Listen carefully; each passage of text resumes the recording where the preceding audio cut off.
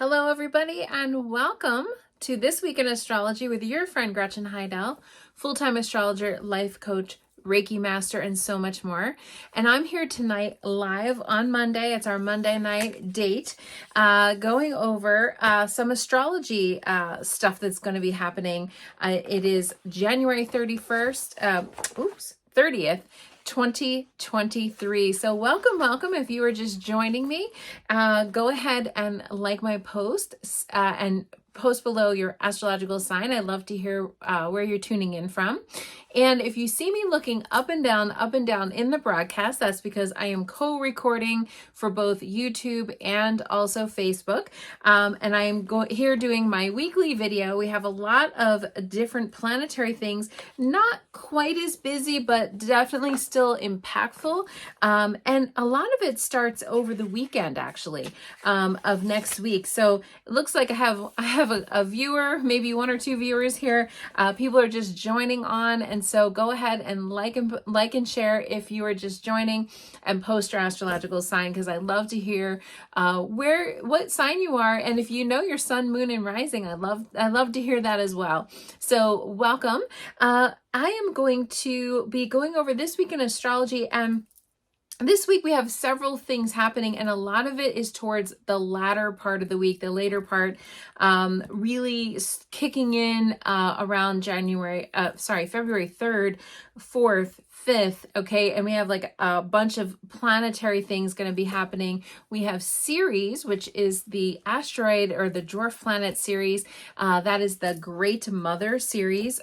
She is going to be going retrograde, and I'm going to go over what that means and how that will affect you.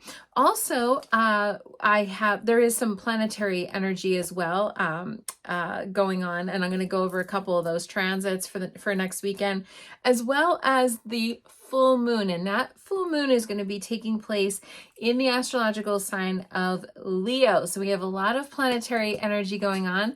Hey, Kelly, welcome. We have our first viewer responding. Sometimes people like to be silent watchers, and that's okay if you don't want to comment, but it does help the algorithm when you comment and like the post, because that gets it going in the algorithm. So that's helpful. And if you do the same on YouTube, that would be also appreciated too. Go ahead and post below and like the post. Almir, yay! Taurus with Cancer moon, Sagittarius rising. Kelly, Gemini, yes, and your ascendant is Leo and Pisces moon. That's interesting, Kelly. That is very similar to myself, so that's kind of cool. Yay, welcome. And so yay, everybody's joining tonight. So go ahead, like and share. Okay, so I'm going to get started with Ceres, the great asteroid. And what does that mean as far as Ceres, the asteroid, goes? Ceres, I say asteroids. It's another one of those confusing things. So astrologers often call Ceres an asteroid. Technically, in astronomy, she's a dwarf planet. So I know that doesn't probably mean anything or much to any of you, but she is classified now as a dwarf planet, which is very similar to Pluto. And so Ceres, C-E-R-E-S, Ceres, is also nicknamed the Great Mother. And if you guys remember, I had gone over, she had just recently entered Libra all the way back on December 18th, 2023. Ceres went into Libra at that time. And so I had just done a broadcast. And so if you guys want to know more about that, Ceres and Libra and all that good stuff, you can go onto my YouTube channel and go under where the video tabs is and go back to that December 18th time. And I have a title right on there, Ceres into Libra, and you'll know what that means. Hey, Kelly, another Kelly, welcome. Leo sun, Cancer rising, Aquarius moon. You know your stuff, girl. I love it. Robin, Gemini, Capricorn moon, Cancer rising. Oh, interesting. We have a couple Cancer risings, Cancer moons going on there. Well, you might have been attracted. That Cancerian energy is all about home and family, And the title, I titled this post, Ceres, the Great Mother. So, So back in December 18th, 2022, Ceres went into the astrological sign of Libra. And so now she's slowed down, because you know how it is with the planets when they're going retrograde. They slow way down, way down, way down. They stop, and then they start going retrograde, excuse me, going backwards. And so Ceres going retrograde, it's going to be on Friday. The official start of it is on Friday, February 3rd, 2023 at 2:14 p.m. Eastern Time. Now, she's not classified as a major planet. And if you guys have been watching me consistently, and again, if you like and share, if you like this post, it'll start getting up in the algorithm, and that's helpful. Wendy, hello. Scorpio sun, Virgo moon, and rising. Wow, double moon and rising. That's awesome. And so with Ceres going retrograde, you know, she has to slow down, she has to stop, and then she's going to be going retrograde and going backwards. And so, you know, Ceres, the Great Mother, is not a big major planet. If you guys watch my posts frequently, I was just about to say, she is, there's really no other retrograde planets that are going to be going on until April, and that'll be our very first Mercury retrograde. So we won't have any major planets as far as like Mercury and Jupiter and Saturn, all those. No planets are going to be retrograde until April, except Ceres. So that's why it's kind of a big deal, because she's really the only one that's going backward for the review. And that's what retrogrades are. It's a time where we review, reevaluate. She's going to be retrograde for almost 3 months. So this is very important when we know that even one of the minor ones is going retrograde. It's kind of important to know. Now, Ceres being nicknamed the Great Mother, I keep calling her that because that's what her nickname was sort of in mythology. And she was actually Jupiter's wife in mythology. So Jupiter in Greek mythology was also named Zeus. So Ceres was Zeus's wife, okay? And so she's very powerful. Like they were like kind of the power couple, you know, Ceres and Jupiter. And she is an agricultural goddess. So she's associated with our food, with, so if you think about grains and agriculture, well, if you've seen any of the news and any of the headlines, that it all says that we're about to have this kind of a big food shortage, that grains are going to be a problem because of the war in the Ukraine and things like that. So Ceres could very well affect our food supply. So this is an important, even though she's like considered in astrology minor, she is an important influence in our lives. So having Ceres retrograde could be good, but also problematic. And a lot of my friends, even myself, my own mother, has been having some health problems. So if you can send Rita some Reiki, that would be great, or loving vibes. Hey, Andrea, welcome. Aries, Gemini, Cancer, another Cancer rising. That's interesting. We have so many Cancer risings on tonight. Leo rising and Cancer rising, and they're next door neighbors. And so a lot of people have been talking to me about their mom and having problems with their mom and their mom's health, and things are going on. Or if you yourself are a mother, okay, and dealing with mothering and nurturing issues. I happen to have a lot of moms that watch me, and so, or grandmoms that watch me. So this can affect the great mom. So I was thinking back to when Queen Elizabeth passed away, and during that day, on the day that she passed, there was actually, I can't remember if it was 2 or 3 Ceres transits were going on that day. There was a lot of Ceres activity that week when the Great Mother, the Queen, passed away. However you feel about her, but it was influence. I feel like, you know, there was like an influence there with Ceres. And so, and a lot of people mourned her and grieved her, and they were talking about how she was a mom and a great grandmom and a great grandmom and whatever else. And so I thought that was quite interesting, because she was the matriarch of the family. So when we think of Ceres, that's kind of what the deal is. She's the matriarch of the family. Ceres in Libra. So you need to know where Libra is in your astrological chart in order to know how this will affect you. Like what house is Ceres currently transiting? And so by the way, the house systems never change. So the houses are always the same. They never change for you. It just depends on what planets are swinging through that house in order to know if the house is activated or not. So if you're Leo rising, I know there's a couple Leo risings out there. That might be your third.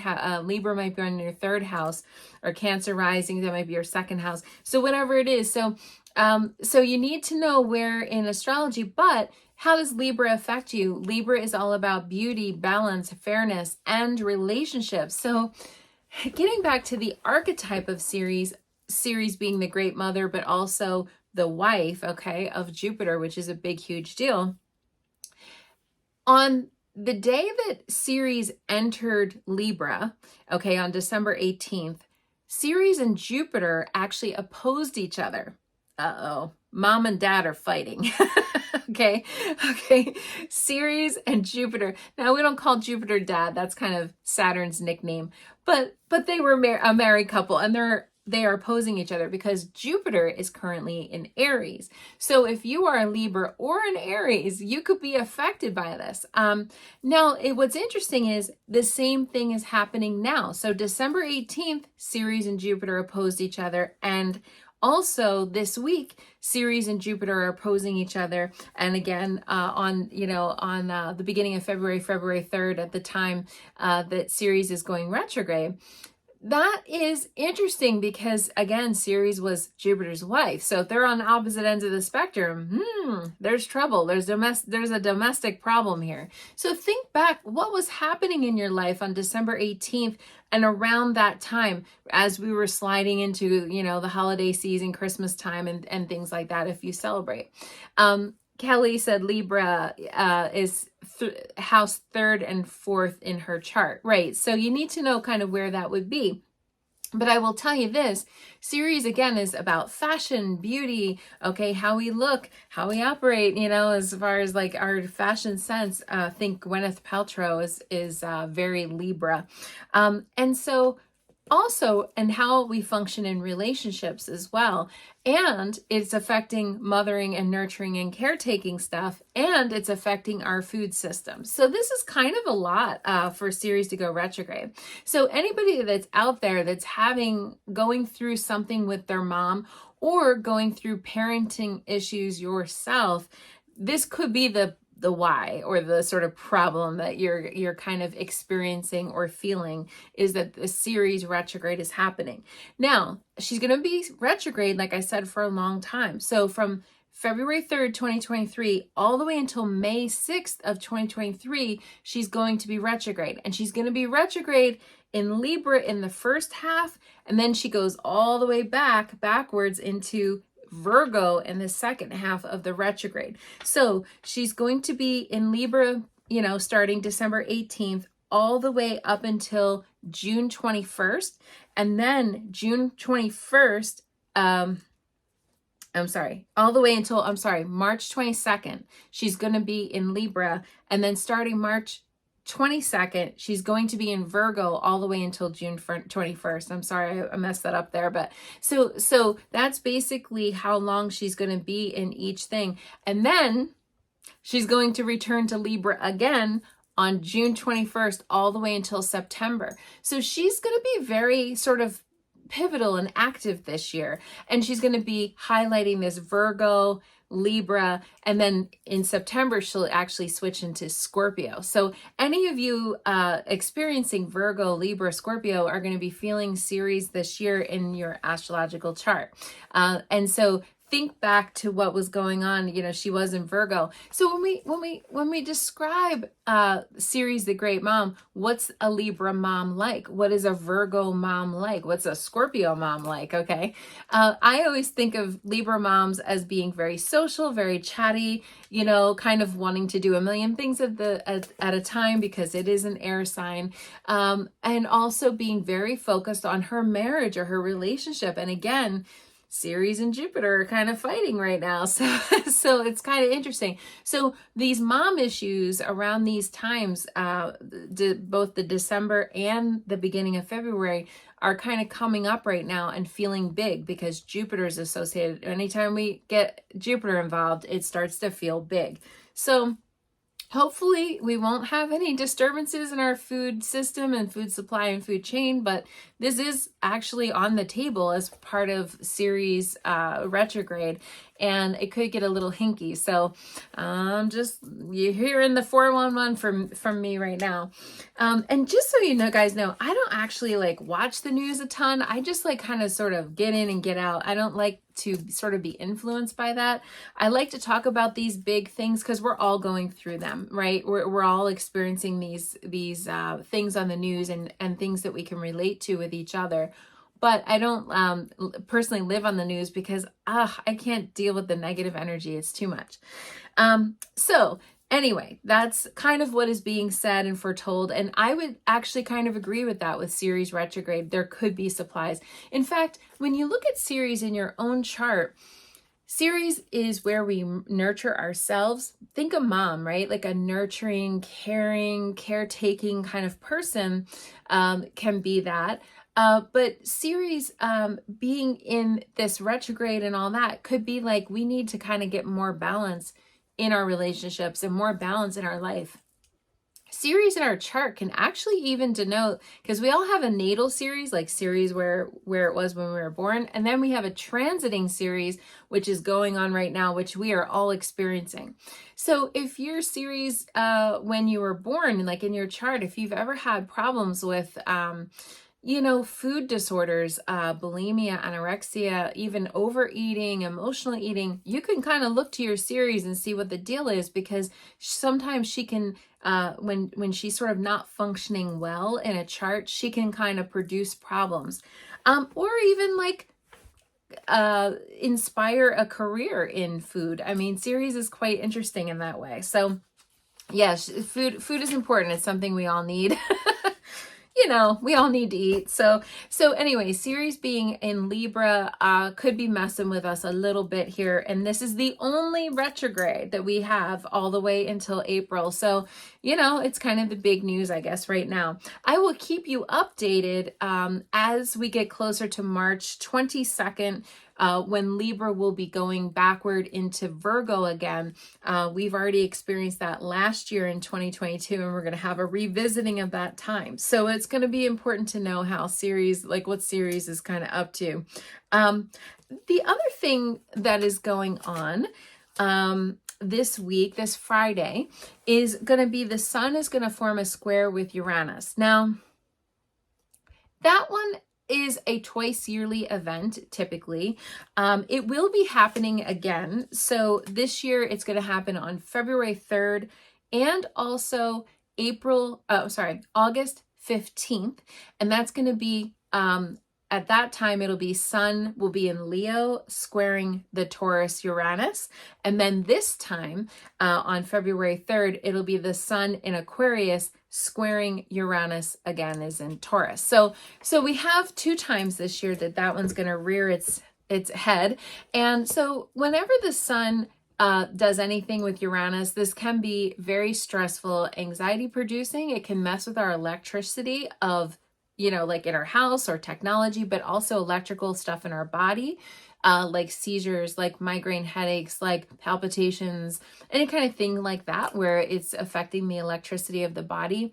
And this can be where we hear news that's unexpected and kind of jarring or sort of shocking in some way, and that can affect us in that way. Hello, Naomi. People are tagging. Sarah. Hello, Sarah. Welcome. We have Ceres retrograde, Sarah. Sarah was just joining the broadcast. No other planets are retrograde except for Ceres, and that's going to be on Friday, February 3rd. So anyway, so we have this Sun square Uranus thing happening on Friday. So Friday leading up to Friday. So remember these, when we go up the mountain, right? So it's like, maybe like we'll start feeling it like Tuesday, Wednesday, Thursday, Friday is the peak. And then we come down the mountain. And so we will feel these energies a little bit more. And so it's just something that, the Sun square Uranus, Sun again is going to be in Aquarius, square Uranus in Taurus. And so if you are one of those two signs, or if you are a Leo or a Scorpio, you will be feeling that a little extra. And it can be just a time of stress. Don't freak out, please. I like to tell these broadcasts and say, okay, this can produce anxiety or stress, not because that's going to be true for everybody, but because if you already have something underlying within you, and then you know about this energy coming, or you know about this energy being activated, you can go, okay, it's Uranus. It's going to be something that's going on that's not, it doesn't affect me personally. I'm not crazy. I'm not losing my mind. It's just that I'm having this anxiety, this wave of anxiety hitting me because the planets are sort of acting up. So I just wanted to clarify that. It is a time where we can have sudden inspiration. Now, on Sunday, which was yesterday at the time of this broadcast, on the 29th, January 29th, what was it? It was Mercury formed a trine with Uranus. So we felt a little bit of Uranus energy over the weekend, this past weekend. Whether you felt it was good or not good, that's, a different story. But Uranus energy is always a little jarring, a little shaking up, a little something unexpected. Sometimes it can be a little bit of a shock coming out of nowhere. So we want to watch that. But, so the key with Uranus transits are always to be open and to be flexible. Flexibility is key with Uranus. I always say flexible, flexible, flexible. That is the key. Okay. And then but it's a little hard to get grounded during that. And then the next day, on Saturday, February 4th, Venus is going to form a square with Mars. Now, that's not too terrible. Okay. Venus square Mars, okay, is not really like, I wouldn't say it's too big of a deal. I mean, of course, it's not, whenever there's a square, it means that it's not functioning as well as it could be. But look at the players. Men are from Mars, right? Women are from Venus. This can still be a loving thing. It's just that there could be a little bit more propensity toward bickering or having trouble with a lover or a partner or a loved one. It doesn't mean that it's full out war, because, Venus is the seductress. She can usually tame Mars's grumpy energy. And that's going to happen. I didn't say when the peak of these things were. So the peak of the Sun square Uranus is going to be on Friday night, February 3rd at 9:50 p.m. Eastern time. And I always say the time for those of you that like to write it down. So 6:50 p.m. if you're out on the West Coast. And then Venus square Mars is going to be at 10:29 p.m.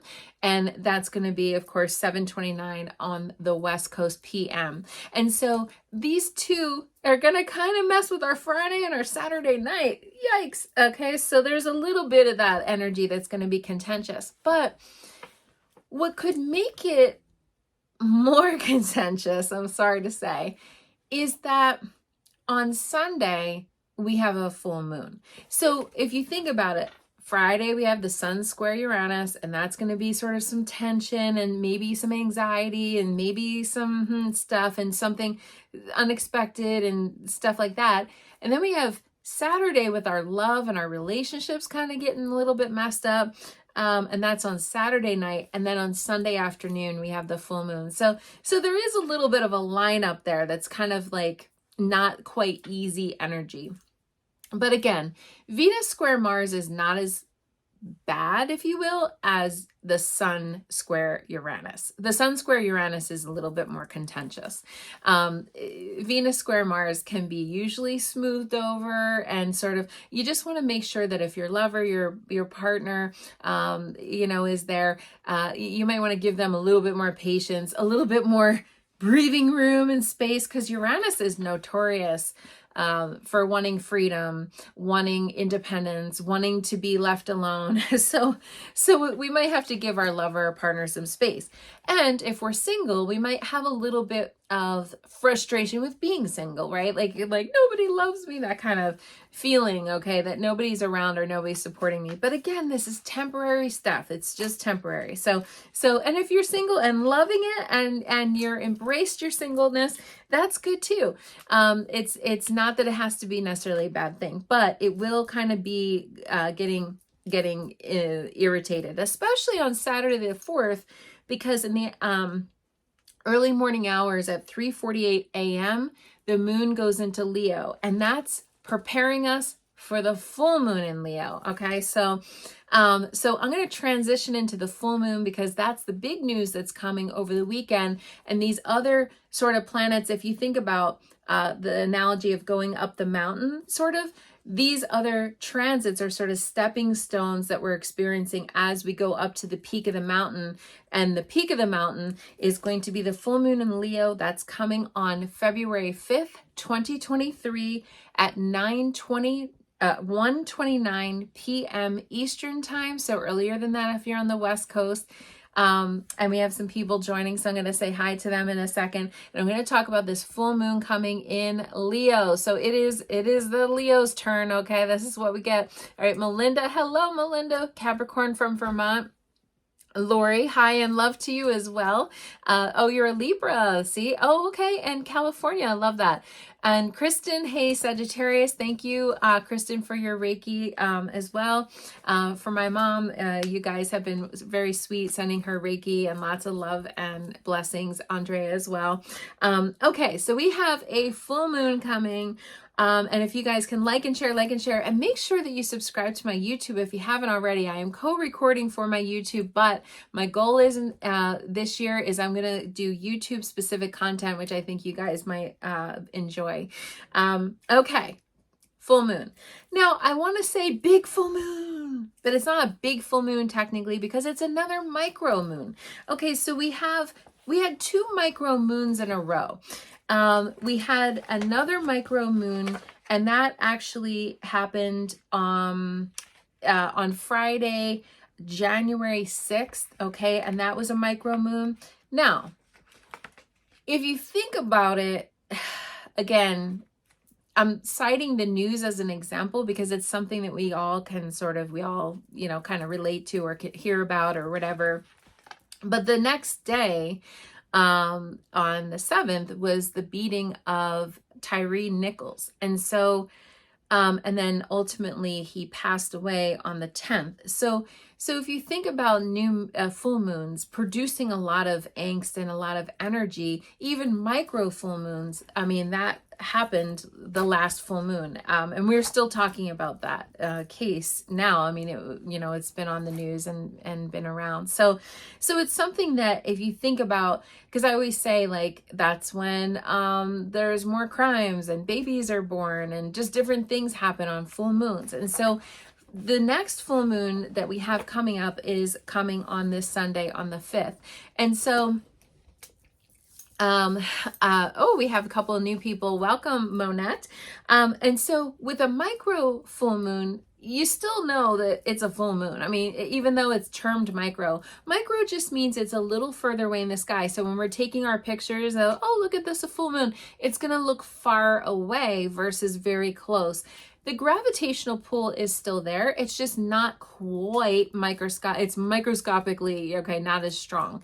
However, that doesn't mean it's not as powerful because like I just said, that it still can create such contentious energies during full moon times.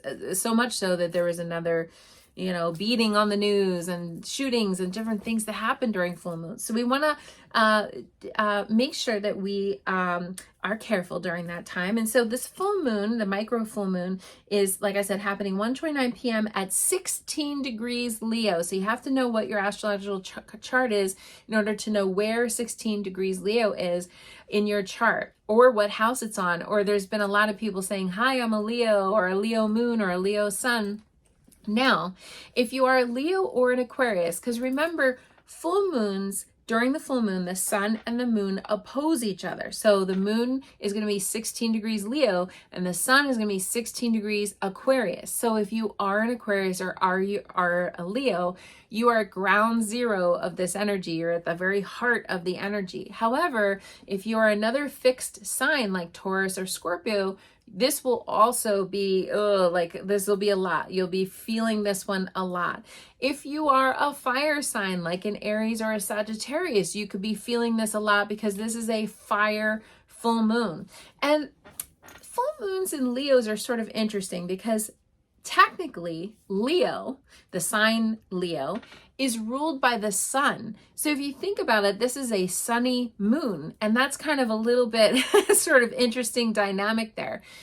The moon in Leo likes attention, likes to be heard, likes to roar like a lion if they're not heard. I'll tell you that. I know a lot of Leo moons that are, they can get quite loud and noisy when they want attention. Leo is all about performing. It is very, very, very creative. Leo sign is very creative. A lot of big over-the-top personalities are Leos. We'll just say Madonna, J-Lo, Whitney Houston. Okay, all big Leo type, people out there getting attention, being heard.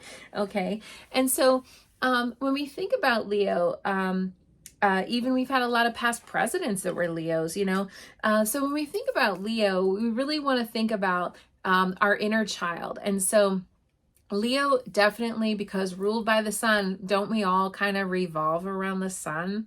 Okay, because that can be a little egotistical. And so we want to feel important. We want to feel special. But during the full moon, there's some contention there. Okay, versus Aquarius that's like, well, who are you to be special, right? Like we're all the same. We're all mankind. We're all equal. We're all on this planet together. Leo likes to be not that, okay? Likes to be, well, except for I'm the boss or I'm the entrepreneur or I'm the superpower, whatever. Leo likes to feel special. Even the quiet Leos, like my grandparents were both Leos, grandmom and grandpa. Both Leos, married for a very, very long time. And one was a very drama Leo, and the other one was a very quiet Leo. So even quiet Leos still have the heart of a lion, okay? Heart of a lion. I always say Leos, when you guys, I have Leo rising, and I always say when Leos try to be like a wallflower and kind of like, don't pay attention to me, I'm like, I'm going to fade into the background. Leos are always like picked, like come up to the front, do this, come up to the front, and that can be a very Leo-esque energy. And so we have that going on. And so our inner child could be quite demanding. So if our ego got bruised or hurt in any way, especially from Saturday night's Sun square Mars situation, okay, if our ego was in any way trampled on, or don't do that, that can be quite problematic for Leo. And Leos can throw spectacular temper tantrums. I've seen some real temper tantrums. And then like I said, on the day of on the 5th, February 5th, that's when we have our Ceres opposing Jupiter. That's the very peak of it and the height of it. It's going to be active even now, like this whole week. We're going to have Ceres opposing Jupiter this whole week, but the peak of it, the height of it, is going to be on the same day and almost simultaneous as the full moon. So the Ceres opposing Jupiter is going to be at 1:12 p.m. Eastern time, and then the full moon's right after that at 1:29 p.m. Eastern time. So like those events are intertwined, and so Ceres has a role that she's playing in this full moon, this great mother sort of full moon. It'll be quite interesting. So if you're creative, or if you're somebody, I always say with Leo, we have to look at play. Like we have to remember how to play like a child, Leo is all about entertainments and going out and play, literally acting and drama and plays and all kinds of things like that. So I always say like that's usually how we play as adults. It's about being, a little bit more creative, more artistic, and more out there, Now, when we're talking about manifesting, remember, we will be once 1:29 p.m. on Sunday comes, we will be in the release cycle of the month. So instead of manifesting and bringing in things, that's the time when we release and get rid of things, okay? Now, this Leo cycle started all the way back on July 28th, 2022. And that was during the last new moon that took place in Leo. And so now we're harvesting from that. We're picking the fruits of our labors and the fruit off the vine and all those good things. And so that's coming to a peak. Now, it doesn't mean it's over. We can always start a new thing, but that's when we are starting to purge, get rid of, and release starting on Sunday. So we still have time. I'm doing this broadcast on Monday night, almost a whole week before this full moon. So we still have a week left of new moon energy. Okay. So the full moon doesn't start until 1:29 p.m. on Sunday. So we can still bring in new things. Remember, new moons, we bring in new things, and full moons, we release things, okay? And we let things go, because that's the fullness of our, sort of experience that we're having. So I hope that helps. I hope that I explained that okay, and everybody understands. If anybody has questions about that, let me know. Oh, Naomi, you're gonna have to watch, okay? Her husband's a Leo. Yikes. Okay, so yeah, you might be grumpy this weekend. Full moons, ooh, we can be grumpy a little bit. Yeah, so Mercedes, from Canada, welcome, in Cancer. We have another person of Eve from Nova Scotia, Canada. I love these international viewers. This is wonderful. And Kristen said, oh, wonderful. Monette or Monet, I'm not exactly sure how you pronounce it, from Montreal. First time here. Oh, love that. That's wonderful. So yeah. Oh, and you're a Pisces. Okay. So definitely, when you think about this full moon and the creativity and the different things we have with this full moon, it's not necessarily about starting energy, but it's about realizing the fruits of our labor and really building upon that. And I think that that's a wonderful thing. Now, full moons don't always have to be contentious. I always give the analogy of a farmer. The farmer plants the seed on the new moon. Okay, halfway through during the first quarter lunar cycle, we'll end up sort of reevaluating, and that took place last week, actually. On, when was that? It was on Saturday, on January 28th. We had the first quarter lunar cycle, and then on the full moon, we pick the fruits of our labor. And so that's when we are finished and sort of doing that. Now, I actually won an award one time on the full moon. Okay. I've gotten money on full moons. I mean, just because it is contentious and we can be feeling our feelings, I always just include that, because again, I get so many people that call me and text me and they're like, what in the hell's going on? I'm like, full moon, calm down. This is the time for people to feel a little stressed out and, kind of feel the feelings. If you are pregnant and expecting, this can sometimes bring babies. I've done tons and tons of sessions for people that are full moon babies, because their sun and their moon are opposite of each other. If your sun and moon are opposite signs, you were born during the full moon. I can tell you that right now. Yay, Melinda said, so do we destroy our new moon manifestation list on Sunday? And that is a yes, absolutely. So you want to destroy it on or after 1:29 p.m. in the afternoon on Sunday. You could destroy it before, technically. I would rather have people do these full moon and new moon cycles, just do them. Like, don't get worried about super specifics, because sometimes I get people that get so perfectionistic about things that they don't do it. And I don't want that to happen. If you are one of those people that really wants to get it like pinpoint right, you want to do it on 1:29 p.m. or after that day, and that is a good time to burn or destroy. So that night is fine if you want to burn or destroy that new moon manifestation list. And what you're doing people have asked me before, why burn it? Okay, you're just releasing it to the universe. You're letting it go. If you want to say, the expression let go and let God, or let go and let the angels take care of you, you're releasing it. You're saying, okay, this is no longer my job, my problem, or anything. And then you can just release it.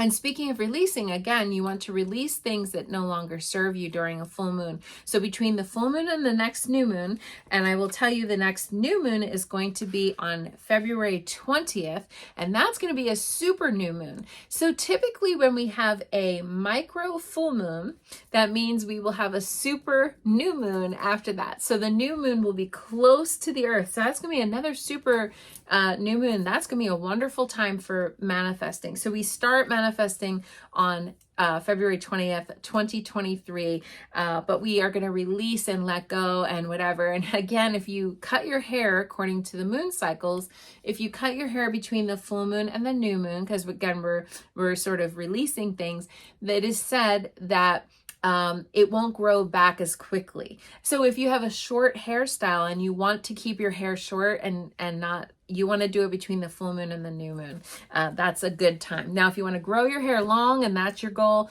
you want to do it between the new moon and the full moon. I hope that helps. So, all right. So if you guys have any questions for me, now is the time to sort of post, and I will randomly pick one or two people to answer questions. And then we will do a card for the week. This broadcast is not quite as long this week, and that's probably a good thing, but we don't have quite as much energy, and the energy we do have is all jam-packed into just a few days. It's like starting on the 3rd, the 4th, and 5th. Now, remember what I said, as we walk up the mountain towards the peak of these things, we could start feeling it on Wednesday and Thursday, getting into, Friday and the weekend. But the majority of the energy is going to be over the weekend. That's going to be when it's like the peak maximum way.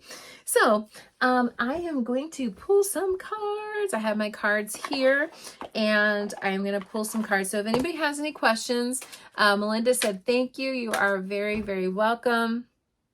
I love that Canada is in the house as well as some other people.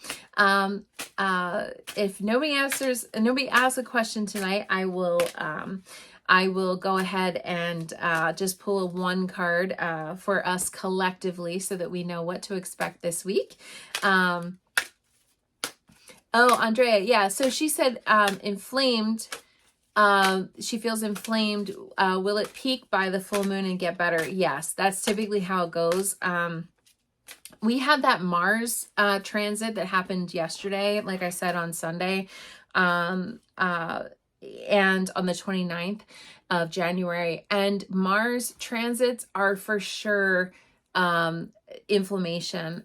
So it's really ouchy. I'm quite inflamed right now as well. And I will tell you that is a Mars type of thing. So yes, we tend to, like, if you think about full moons, they build the fluid in the body, right? It makes the tides stronger. Animals mate during the full moon, all these things happen. So as we increase, and I always say one of the worst times to have any surgery is the full moon, because it increases blood flow. Okay. If you ever, women's periods and menstruation can increase the blood flow. So during surgery, we don't want more bleeding, and then we don't want more pain. And that can be a very full moon type of thing. So I always say, if you can avoid having any kind of procedure on a full moon, now obviously if it's an emergency, you have to do what you have to do. But I'm talking about non-emergency surgeries or procedures. I won't even get my teeth cleaned on the full moon. Nope. Because ouch, because that sometimes you come home from those dental visits and it's like, oh, your mouth is hurting and stuff. So you don't want to do any of that on a full moon. So I hope that helps. Andrea, let me pull a card quickly for you, because you were the brave one that asked a question. About your knee. What does your knee need you to know? Oh, girl. Detox time. I'll read you I'm going to read you the card. Release toxins from your body, mind, and diet. So this inflammation might be coming from something that you're eating or ingesting, or that you did eat or ingest, and then you just kind of, I always say inflammation is kind of like you start a fire and then the bonfire got really big and sort of out of control. So if you were eating any kind of foods or anything, but again, it's body, mind, or diet. So detox time. or something that's irritating you. So that you might be eating or ingesting or whatever, that could, cause some kind of inflamed. Oh, you already stopped sugar 3 weeks ago. Okay, that's good. That's good. So you're detoxing maybe still. That's interesting that, I got detox on you because you're still detoxing.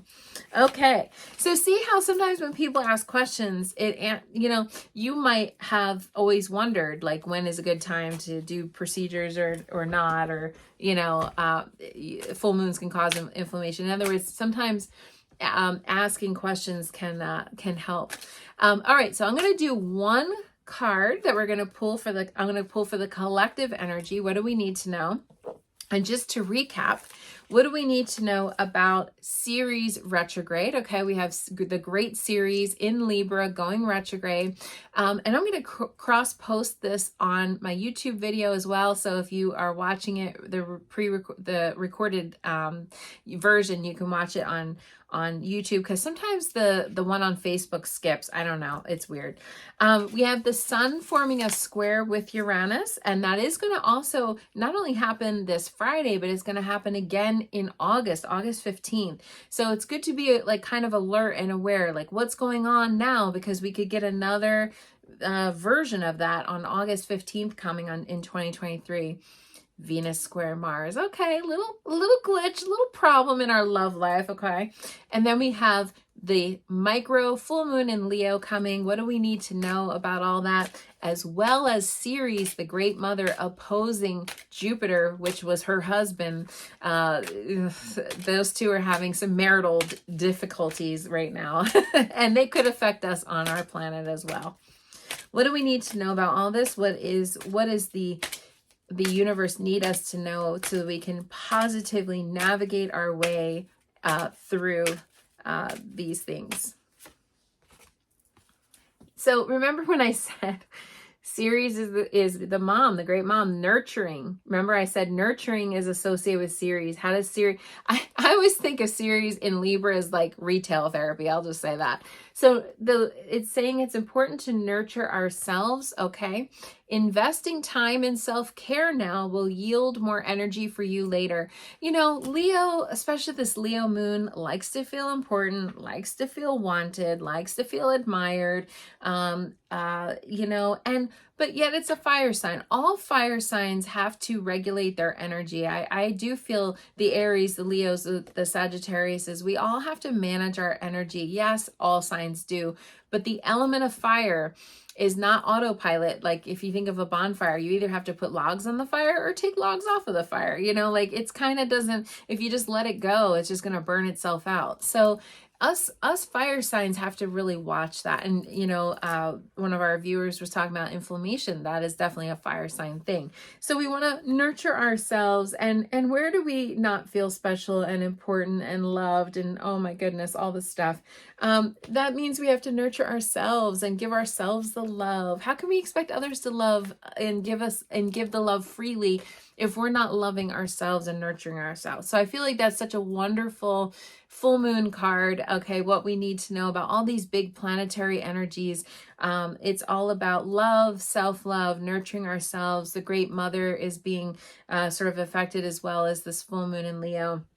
We got a lot of, kind of energy going on right now. We are starting our first retrograde of 2023, but it's a smaller retrograde than some of the other planets. So hopefully it'll be just fine. And again, when planets are retrograde for like 3 months, you will feel it definitely on the week it starts and the week it stops. Like maybe even 2 weeks, we'll really feel it but after a while, it kind of becomes status quo. It sort of becomes part of the landscape and something that we're dealing with. So nurture ourselves. That's a great place to be with Ceres in Libra.